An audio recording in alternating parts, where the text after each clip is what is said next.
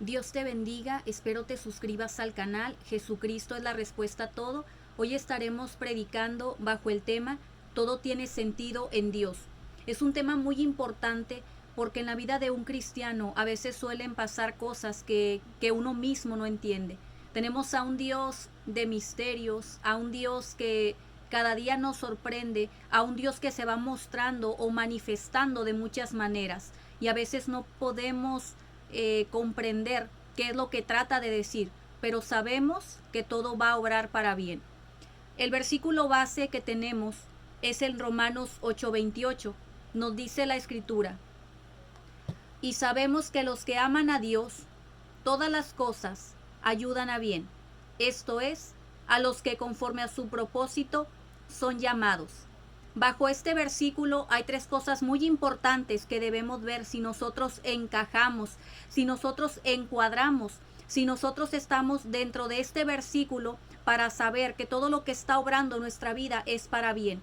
La primer clave nos dice, y sabemos que a los que aman a Dios, no dice que a los que Dios ama. Dios nos ama como creación, Dios nos ama y le duele cuando una persona muere en pecado, cuando una persona está lejos de su presencia, cuando una persona tiene oportunidades en la tierra y no quiere acercarse a Él. Entonces, la primer cosa es que nosotros amemos a Dios, nosotros amar a Dios. ¿Cómo sabemos que amamos a Dios? ¿Cómo sabemos que estamos amando a Dios de la forma correcta o de la forma que bíblicamente Dios establece? Amar a Dios. ¿Cómo saber si yo amo a Dios? La Biblia nos da esa respuesta. En Juan 14:21 nos dice la escritura: el que tiene mis mandamientos, el que tiene mis mandamientos y los guarda, ese es el que me ama. Y el que me ama será amado por mi Padre. Y yo le amaré y me manifestaré a él. Entonces, ¿cómo sabemos que estamos amando a Dios de la forma correcta?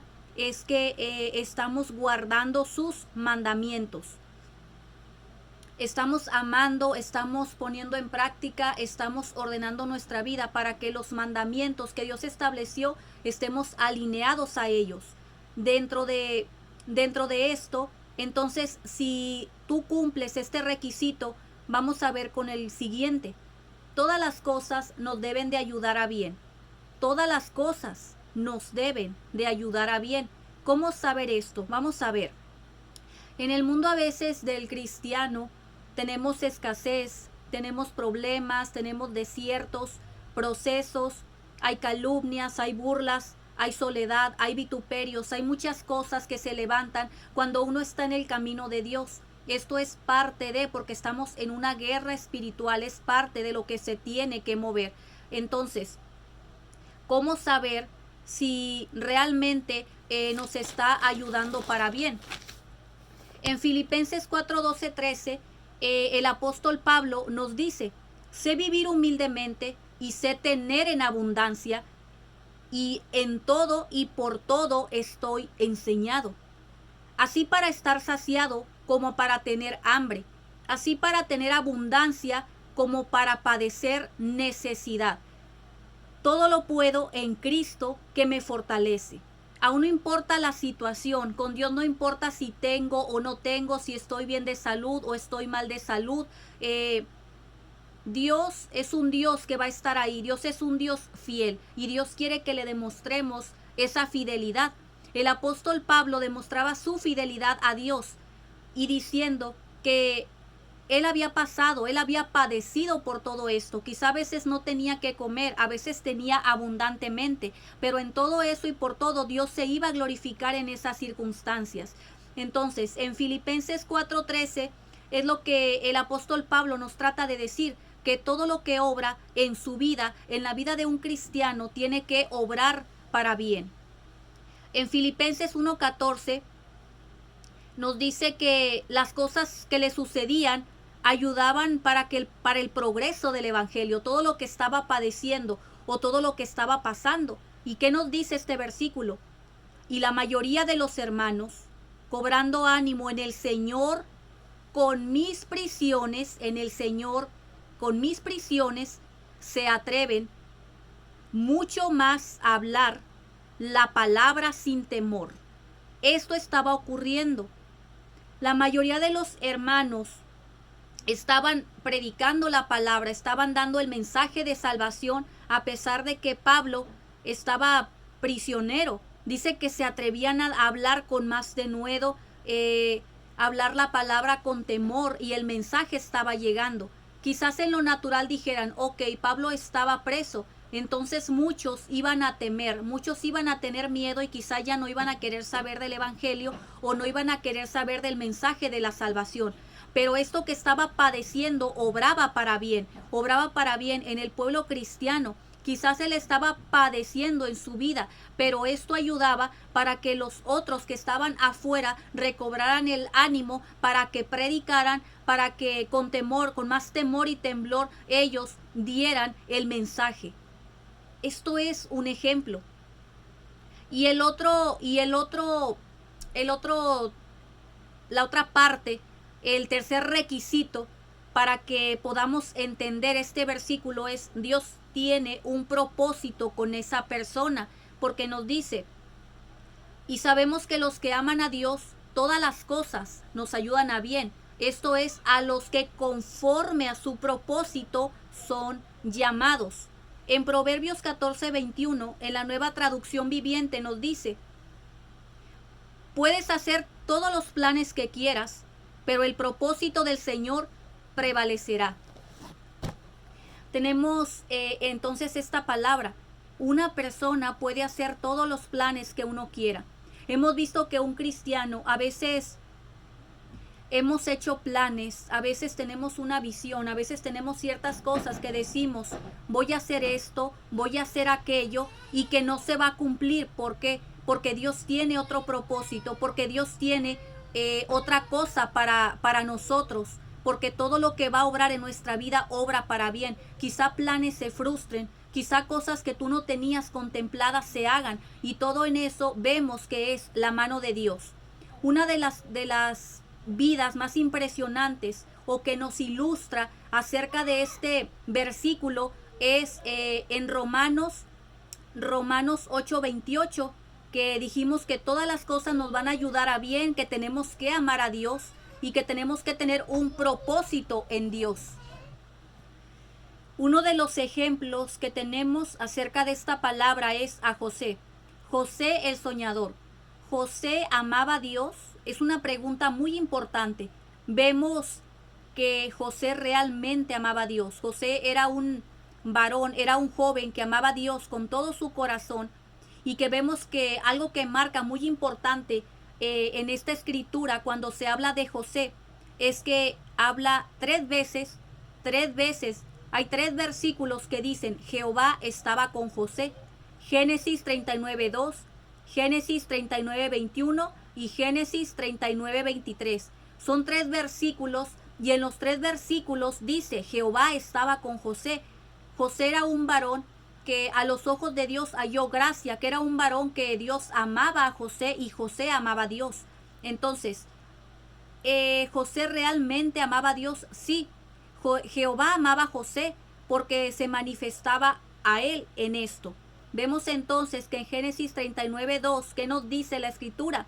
Mas Jehová estaba con José, y fue varón próspero, y estaba en la casa de su amo el egipcio. Mas Jehová estaba con José. Aquí lo está ratificando la escritura. Y como Jehová estaba con José, había que haber una señal o ciertas cosas o ciertos indicios. Una de ellas era que era un varón próspero, que todo lo que se ponía en sus manos prosperaba. Todo lo hacía tan perfectamente bien en donde quiera que lo pusieran. En Génesis 39:21 vuelve a decir la escritura: pero Jehová estaba con José. ¿Y qué pasó? Y le extendió su misericordia, y le dio gracia en los ojos del jefe de la cárcel. Y en Génesis 39:23, que también nos dice otra vez que Jehová estaba con José, dice: no necesitaba atender el jefe de la cárcel cosa alguna de las que estaban al cuidado de José. ¿Por qué? porque Jehová estaba con José. Lo que él hacía, Jehová lo prosperaba. Y esto era una señal de que realmente Dios estaba con José. Vemos que todo lo que hacía Dios le daba la gracia ante las personas, Dios obraba grandemente, Dios lo prosperaba y todo lo hacía correctamente, todo lo hacía muy bien. José era un varón que todo mundo lo quería tener quizás porque veían cómo trabajaba y en todo había un propósito. Ahora, el segundo requisito es, todas las cosas nos deben de ayudar a bien. ¿Qué pasó en la vida de José? En Génesis 37:11 nos dice la escritura, sus hermanos le tenían envidia porque su padre lo amaba más que a todos sus hijos, porque lo había tenido en su vejez. Génesis 37:11. Aquí vemos entonces qué de bueno puede tener que sus hermanos quizás no le querían hablar, que sus hermanos le tuvieran envidia, que sus hermanos quizás le hicieran muchas cosas a José porque su papá lo quería más que todos ellos. Entonces, ¿qué es lo que pasó? Quizás nos ponemos a pensar y vamos a decir, ok, ¿qué tiene de bueno todo esto? ¿Por qué tengo que padecer todo esto? Pero vemos qué más sigue en lo que le pasó a José y todo esto se va alineando para que al final se cumpliera todo lo que Dios tenía acerca de José o en el propósito y la vida de José. En Génesis 37:28 dice que lo vendieron. Y cuando pasaban los madianitas mercaderes, sacaron ellos a José de la cisterna y le trajeron arriba y le vendieron a los ismaelitas por 20 piezas de plata y llevaron a José a Egipto.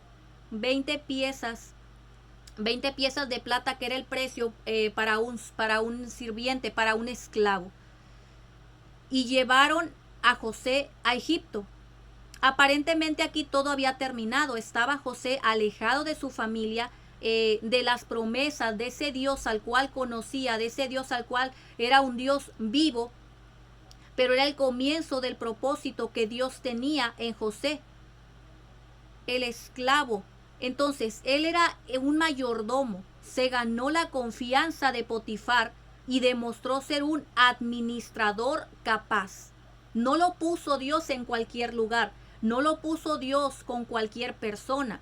Vemos cómo fue escalando y cómo lo puso con personas claves para que el propósito se cumpliera en José, a tal punto de que se ganaba la confianza de ellos y que lo dejaban administrar todo lo que tenía le confiaban.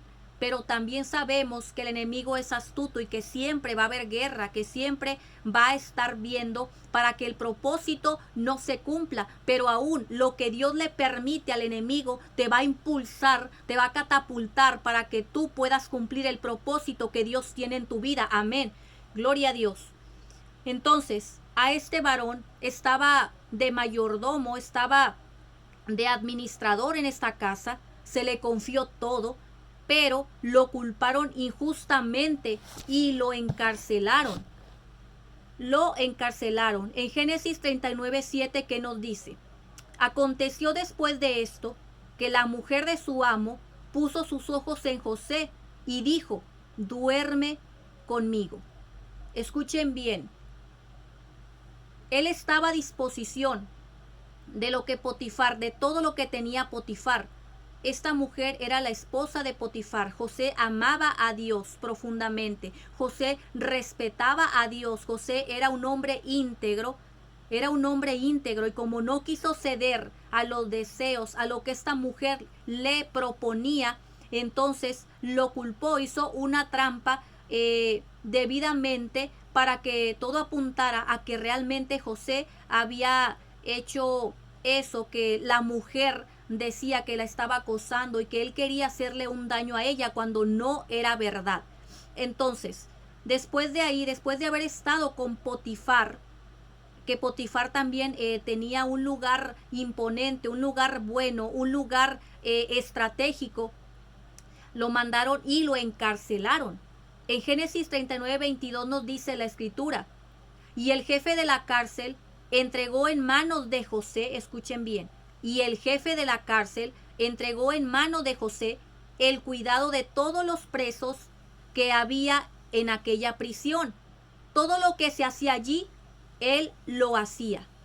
Allí interpretó 2 sueños al copero y al panadero. Se cumplió la interpretación.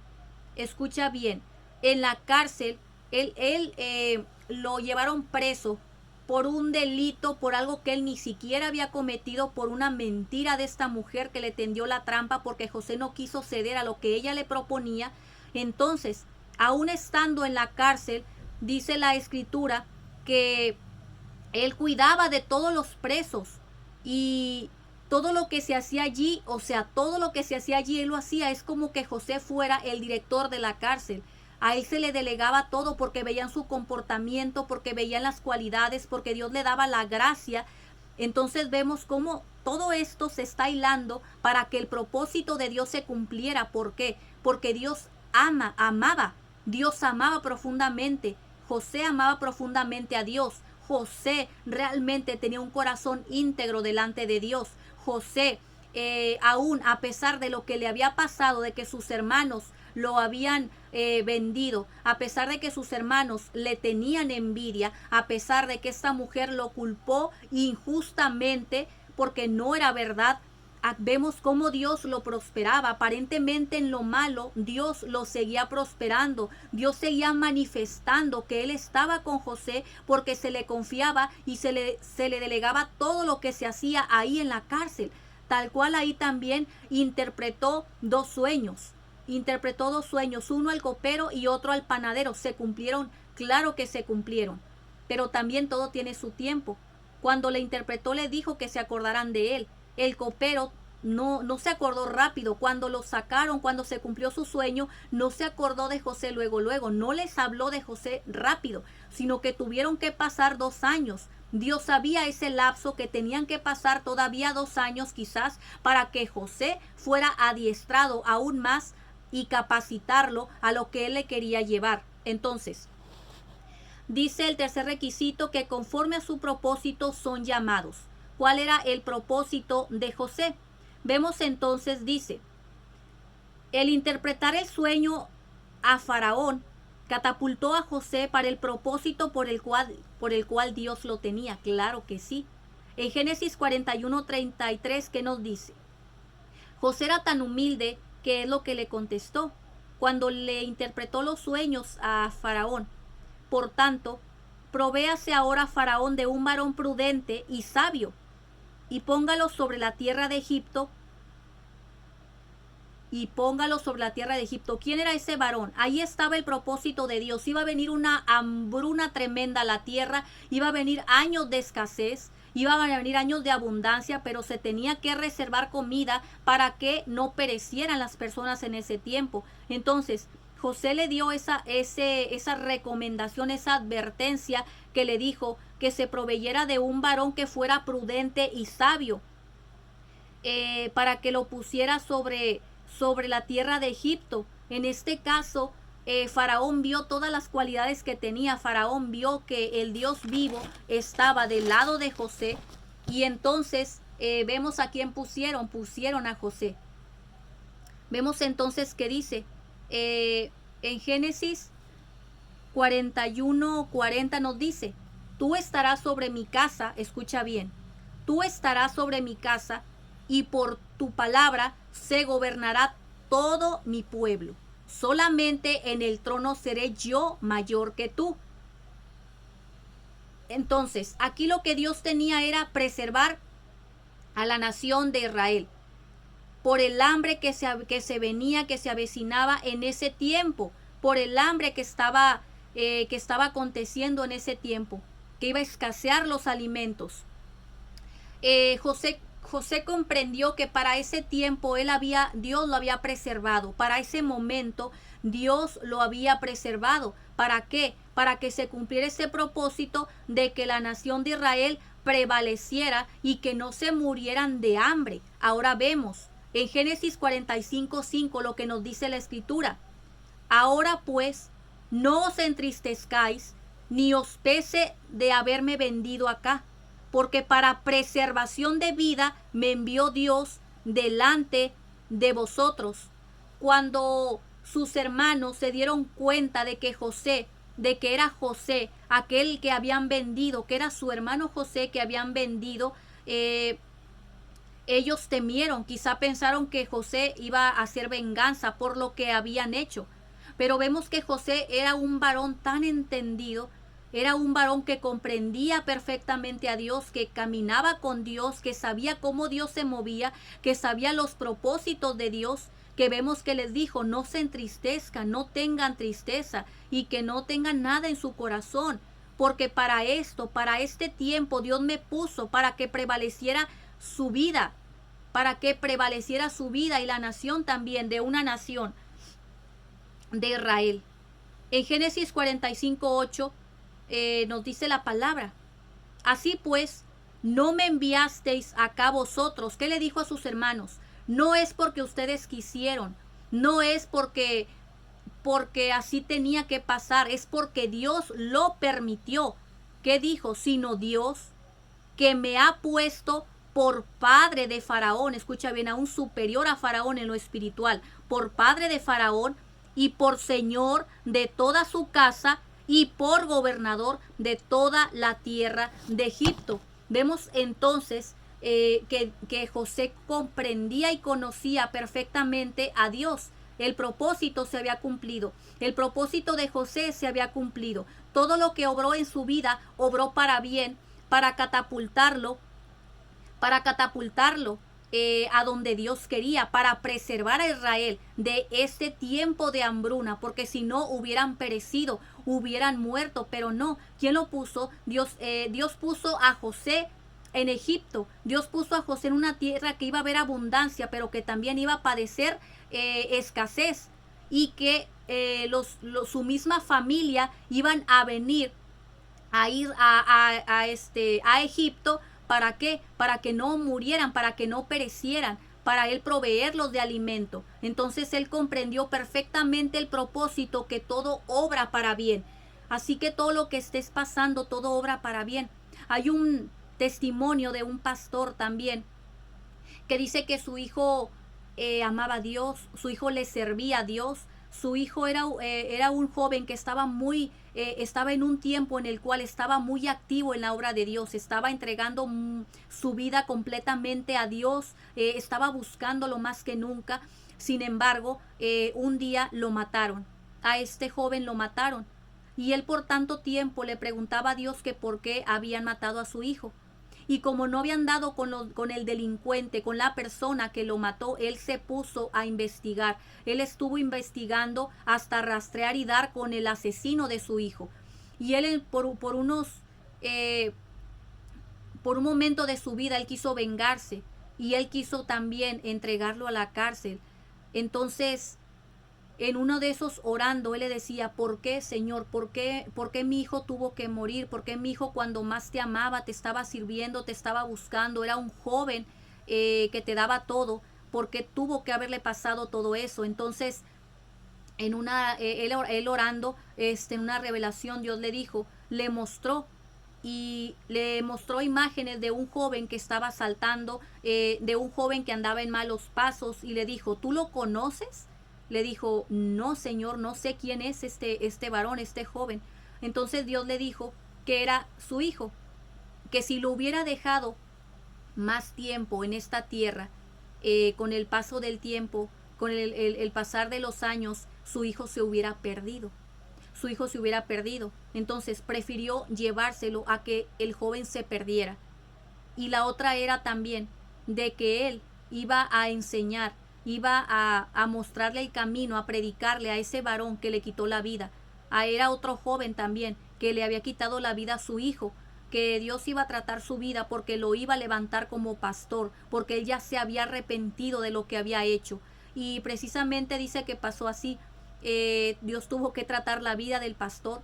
Él, cuando ya sabía que era el asesino de su hijo, estuvo cerca de este varón, le confesó todo. Él dijo que se había arrepentido, y Dios dice que iba a salvar muchas almas a través de la vida de este varón que le quitó la vida a su hijo, pero que se había arrepentido. Entonces vemos que dos propósitos, Dios juntó dos vidas, y hubo victoria, porque aunque se hubiera llevado al hijo del pastor, él está en la presencia de Dios. Pero este varón que se quedó se arrepintió, porque es lo que Dios quiere, que nos arrepintamos de lo que estemos haciendo, de nuestros malos caminos, para que podamos estar en su presencia. Entonces es una anécdota, una enseñanza, algo que pasó en la vida real y que nos muestra, nos enseña que tenemos a un Dios soberano, a un Dios que quizá en el momento no comprendemos lo que está pasando, pero que Dios todo va a obrar para bien, aquellos que aman a Dios. Y que sigamos adelante en esta batalla. Quizá no sea fácil, quizás haya más pruebas de las que nosotros podamos comprender, pero que Dios siempre va a estar ahí. Cuando le buscamos en oración, cuando estamos clamándole, cuando nos ponemos a buscar a Dios, Dios va a obrar y te va a fortalecer en todo lo que hagamos. Así que espero que la palabra haya llegado a tu corazón. Si llegaste hasta aquí, te pido que dejes ahora sí que un valioso like, no por vanagloria, sino para que YouTube lo pueda recomendar a más personas y que esta palabra llegue y que sea de bendición a más personas. Dios te bendiga.